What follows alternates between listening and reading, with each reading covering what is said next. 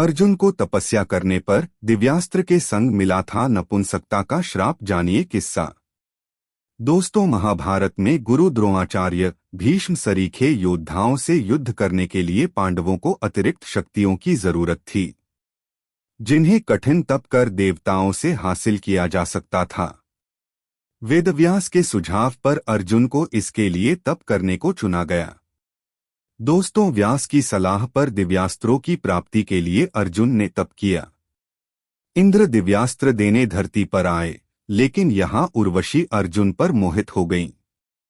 अर्जुन के कठिन तप से प्रसन्न होकर यम, कुबेर, वरुण, गंधर्व और इंद्र अपने वाहनों पर सवार होकर अर्जुन के पास पहुंचे।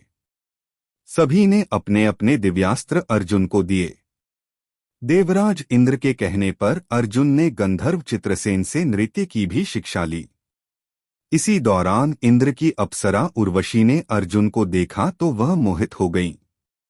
मौका पाकर उन्होंने अर्जुन के सामने विवाह का प्रस्ताव रख दिया, मगर अर्जुन ने इसे विनम्रता से ठुकराते हुए कहा है कि देवी, आप कुरुवंश की जननी और मेरी मां समान हो, मैं आपसे विवाह नहीं कर सकता।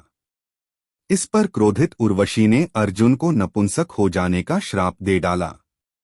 इस पर देवराज इंद्र ने हस्तक्षेप किया तो उर्वशी को अपनी गलती का एहसास हुआ। 1 वर्ष के लिए सीमित कर दिया। दोस्तों, उर्वशी ने कहा कि मेरा श्राप तो झूठा नहीं हो सकता है, लेकिन यह उम्र भर न होकर सिर्फ 1 वर्ष रह जाएगा। पांडवों के अज्ञातवास के दौरान इस श्राप के चलते अर्जुन स्त्री रूप में विराट देश में छिपकर रहे। अर्जुन ने इस दौरान वहां के राजा की पुत्री उत्तरा गंधर्व चित्रसेन से नृत्य शिक्षा ली। आगे चलकर उत्तरा का विवाह अर्जुन के पुत्र अभिमन्यु से हुआ और उत्तरा इस तरह अर्जुन की पुत्रवधू बन गईं।